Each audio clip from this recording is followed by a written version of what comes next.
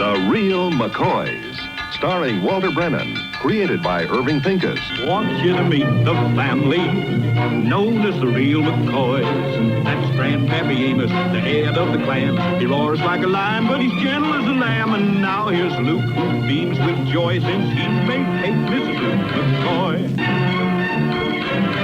From West Virginia they came to stay in sunny California. Old Grandpappy Amos and the girls and the boys of the family known as the Real McCoys.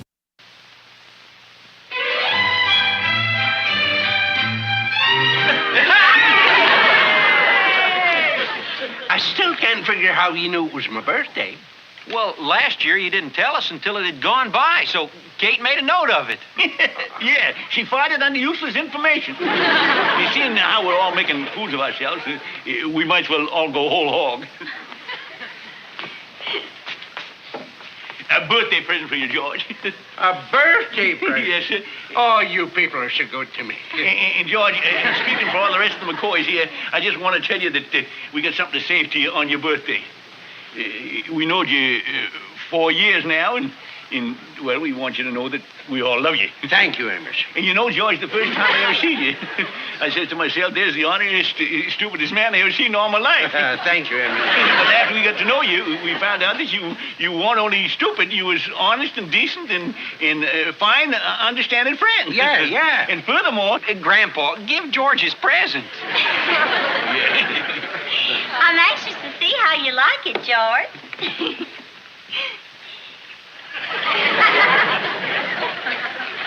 That is the most elegant thing I've ever seen. I embroidered it myself.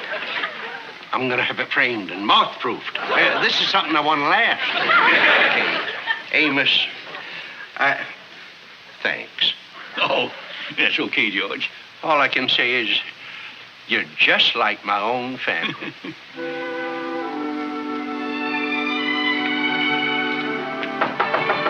Come in, it's open. Hi, George. Oh, hi, Joe. Got a package for you. Must be them tomato seeds that you sent away for. Oh, yeah. And if they grow as big as the advertisement says, I'll have to pick them with a steam shovel. And here's a letter from your cousin Lulu in Detroit. And it feels like a long one. Must be trouble. No, she writes just like she talks. She don't end a letter until she runs out of paper. Joe, I'm glad you popped in.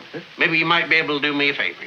Well, just name it. Well, I want you to sign something. Now, where's my pen? Oh, wait a minute. Hold on. The last time I signed something for a friend, I paid $5 a month on a refrigerator I never even saw. The friend I never saw again either. No, nothing like that, Joe. I just want you to witness my will. Oh, well, sure. That's right. Where's that darn pen? You know, every time my sister goes away, I can't find nothing. Where is that darn pen?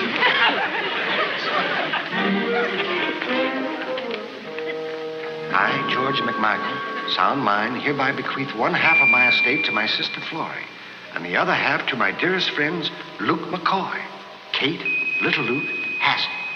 But excluding Amos McCoy, because... Here she is. Fine. Now, where's the will? Oh, so it is. Don't notice the things that are right under your nose.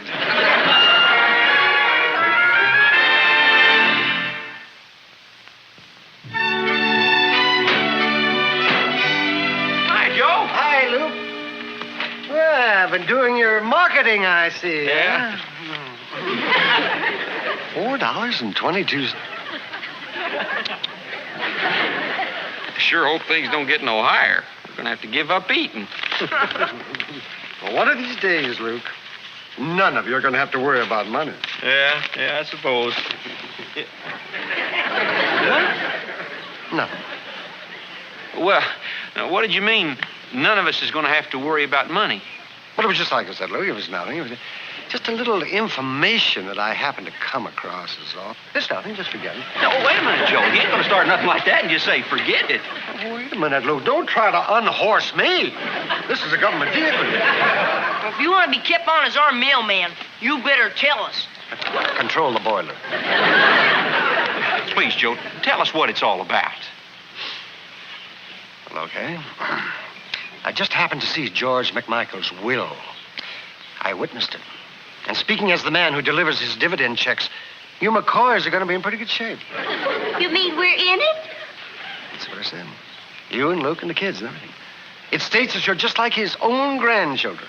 And he's going to leave you enough money so you'll have all the things you ever dreamed of. Golly, everything we wanted. Little Luke, you bite your tongue. We hope George lives forever. Say, Joe, you never mentioned nothing about Grandpa being left something. Well, I was moving along kind of fast when I read that part of it. But the will said it did not include his dearest friend, Amos McCoy, because it's more important for the young people to get the money. Oh. Well, I'm going to be going. You've got your gas bill there with you. You folks sure do a lot of cooking. Now, a man's will is kind of personal, so I don't have to ask you to be discreet. Well, I'll see you. I just can't believe my ears. Wonder how Grandpa's going to take being left out, especially since George is his best friend. Yeah. Yeah, that's something to think about, all right.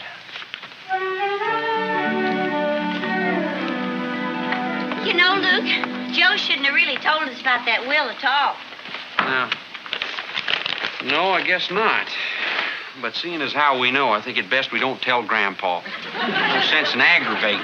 Now, just what is it you ain't gonna tell Grandpa? Hi, Grandpa. We just come back from marketing. We was all about to get back to work, wasn't we? Well, now you all back up here right now. Now, what is it you ain't gonna tell Grandpa? Well, I don't know what you're talking about. Now, look, why don't you spare yourself from being wore down little by little? Because I'm going to find out what this is all about if it's the last thing I do. Now, Grandpa, it's not worth all the fuss you're making. We're not keeping anything from you. Nothing at all. Right, everybody? Right. Little Luke, come with your Grandpa. I don't know anything. Me and you's taking a little walk. Grandpa, you always tell me I don't listen to nothing anybody says. Well, I didn't listen this time either. Well, now you'll be surprised what the walk and the fresh air will do for your memory. Especially if it's in the direction of the woodshed. All right. All right, Grandpa, I'll tell you. Joe Finnerty done something for George, and he was supposed to keep it a secret. Joe peeked when he was witnessing George's new will. Well, what's the matter with George? He sick? He left half of everything to all us McCoys, excepting you. He didn't. Now, Grandpa, he didn't do it to offend you. Well, I think that's just wonderful. Hey, Grandpa, you mean you aren't mad about being left out? Of course I ain't mad. I don't want none of George McMichael's money, and he knows it. But when he leaves it to you in a will, that ain't charity neither. That's just a heap of piled-up friendship. Well, Grandpa, I'm glad we all feel the same way about George. Yeah, that god-darn Joe Finnerty, he should never ought to said nothing about it at all. Why, a will is a man's own personal property. It's something we really got no business knowing about. Yeah. But now that he done spilled it all, I don't think we should ought to let on to George we know anything about it. Well, I promise I won't say anything, Grandpa. Good boy, little Luke. Yeah, and we got to treat George just like we always did. Yes, that's very important. We all appreciate what he did, but we'll just act natural like. Yeah.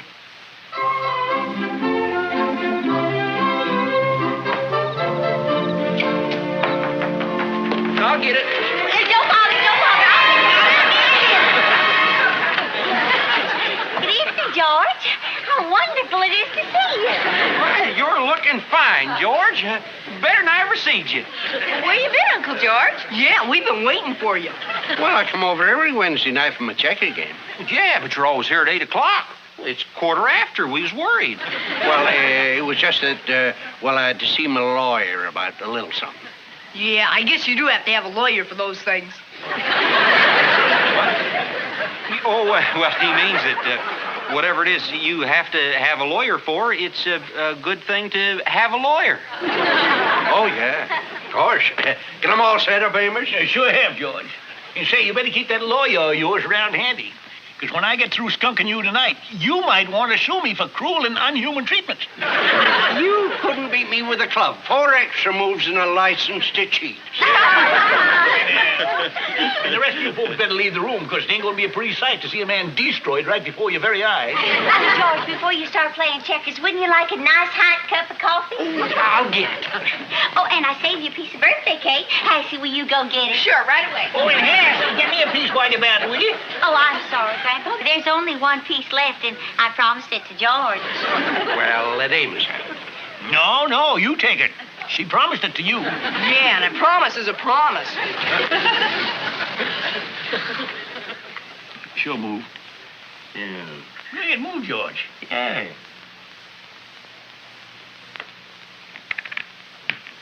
Gee, that was a real smart move, Uncle George. What are you talking about? How smart can a fella get on his first move? Oh, Grandpa, you've always said there are all different ways to start. Your move, George. Here you are, George. 2 sprinkles of sugar and a dribble and a half of cream. That's perfect, Luke. How did you know? Well, George, when you got friends as close as you notice things about them. You notice he ain't moved yet? This coffee smells like the perfume counter in a dime store. I'm glad you like it, George. Well, I like coffee when I can get it, George. Birthday cake's no good without ice cream on it, right, Uncle George? He didn't ask for no ice cream. Oh, it's a surprise. I made it myself. Oh, I declare. Special ice cream for me? And you work hard all day and take care of the family. And, Kate, I don't know how you do it. Well, you know what they say. Where there's a will, there's a way. Go ahead, move, George. And jump. Where? Right there, jump. That gives me a double jump. Just a minute, Amos. My checker was here. It was right there where it was. Just a minute, Amos. My checker was here. Now, I wouldn't give you an opening like that. Why, you moved it while there was a slobbering over you. You seen him move it here, didn't you, Luke? Well, no, Grandpa, I don't think so. There, that proves it. Well, Grandpa, if George says he didn't move it there, then he didn't. Maybe the board got jiggled. Why don't you start over again? Little Luke, Hassie, what did you see or what didn't you see? Gee, Grandpa, I didn't see him That's move it. enough out of you, Hass. Well, Grandpa, Uncle George is always so honest. You don't need to say no more. George McMichael, you just got yourself an entire family, bought and paid for. What are you talking about, Amos? You know what you was doing when you got Joe Finnerty to witness your will? You know that flapjaw'd come over here and ladle out the news. That's why you wouldn't have told him. Grandpa! You got no call to say nothing like that. Joe told you about the will. Oh, no. And it come out just like you planned for it, too, didn't it, huh? Now, Grandpa, watch what you're saying. Jumping and the carrying and the fetching and the fawning. Why, I never seen such bootlicking in all my born days. I'm ashamed of all of you. And it's for you, George McMichael. At the sound of my voice, I'm resigning our friendship. And as for the rest of you, I'm leaving the room so you won't be embarrassed when you kneel down to King George.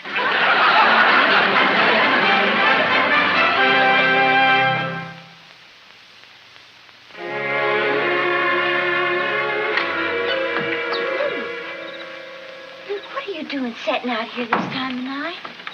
Nope. Couldn't sleep. Something bothering you, Luke?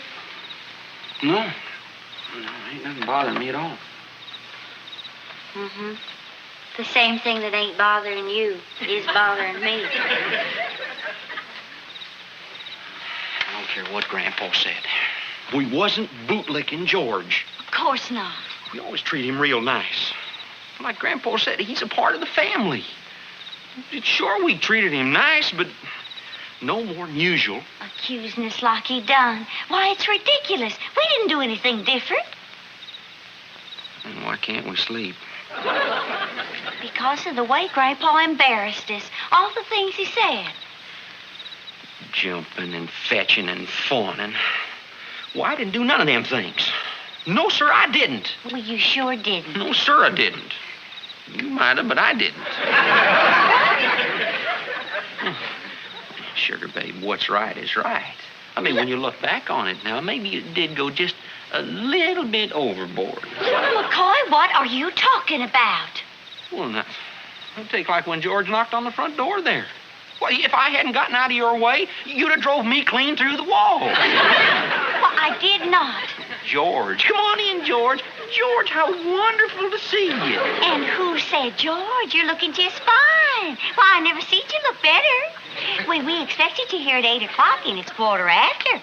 We was getting worried about you. And that ain't all. 2 sprinkles of sugar and a dribble and a half of cream, George. Well, George, when you got a friend as close as you notice things about it. Just a minute. I always bring George a cup of coffee, and just because I put a little cream and sugar in it, that don't mean that I'm treating him like no king.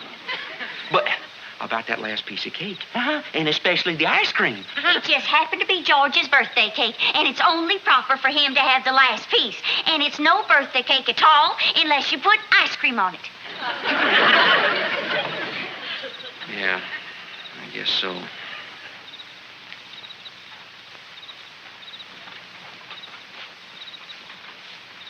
You know, Sugar Babe, speaking for myself, I guess I was bootlicking at that. Oh, Luke, I think I was a lot worse than you were. Just look how long it took us to admit it. One more thing. That checker move. I didn't really see it, and I stuck up for George. Well, so did I. And I'm not sure I saw it neither. We both know that George cheats just as much at checkers as Grandpa does. He's just not as good at it. You know, I feel a lot better now, Sugar Babe. So do I, Luke. But we do have to do something about this. Well, it's late now. Figure out something in the morning.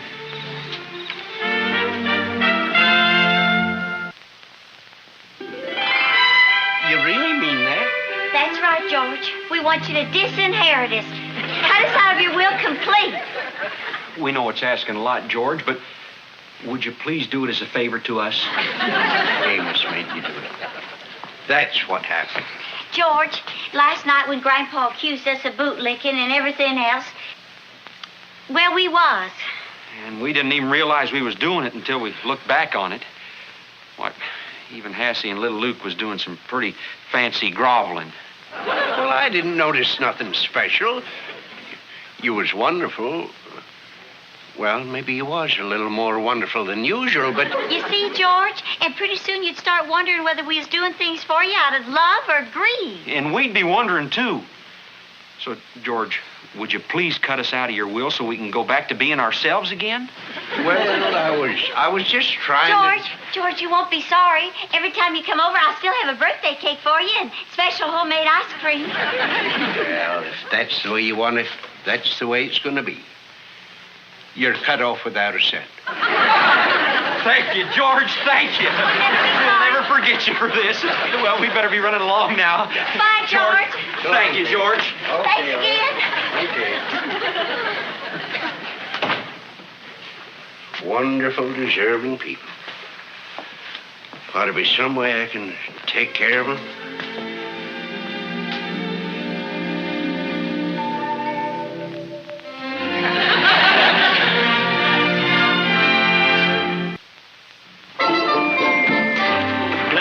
Chef, huh? Oh, wait a minute. Watch that, McCoy. That's tampering with the mail. I can tamper with my own mail if I want it. Go acting like that, and you'll get your spring farm journal in December. What's the matter? No gossip today? That's for me to know and for you to find out. I guess after you see George McMichael's will, everything else be sort of a letdown, wouldn't it? Did I say that? He made a new one. I just witnessed it. It just so happens I ain't interested. Well, that's good. It works out just fine because I'm telling nothing. Now, what about that new will? Ha! You take these letters back, and you hand them to me just the way you want it, so as I won't be tampering. I want to do everything just according to regulation. Grandpa, you handing letters to a mailman? Quiet, Luke. Go ahead, Joe. Okay. George changed his will. He disinherited Luke and Kate and the children and left the money to you, Amos. Me? I smoke. Well, I have to be going. Mailman, you know. He makes his appointed rounds through wind and snow, slush. He makes snow and slush. Stand and move.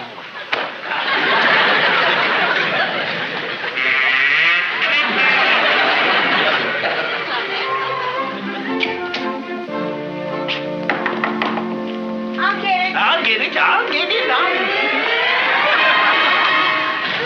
Well, George, I figured that was you. Well, if you ain't a sight for sore eyes. I was worried about you. Well, I usually get here at this time, 8 o'clock. Well, it's 5 after now. I was beginning to miss you. Evening, George. Oh, George. Hi, Kate. Look. Well, come on in. Hello, kids. Oh, howdy, Uncle George. Hello, Uncle George. Sit yourself down there, George. Let's get to bed. Get the board all set out for you. Oh, say, Kate. Get George a cup of coffee, will you? And see that he gets the first pouring. Little Luke. Here. Take this and dust it off and hang it up for your Uncle George. Oh, Hass, tell Kate not to forget the cake, will you? And put some ice cream on it. Oh, listen, Amos, it really ain't necessary. Yeah, forget it, George. Go ahead, it's your move. Mm-hmm. Take your time now. Anytime you're ready.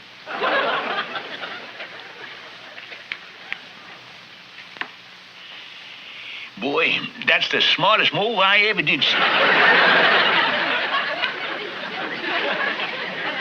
You know something, George? What, Luke? I got a feeling that somehow you're going to win tonight. Come on, Amos, your move.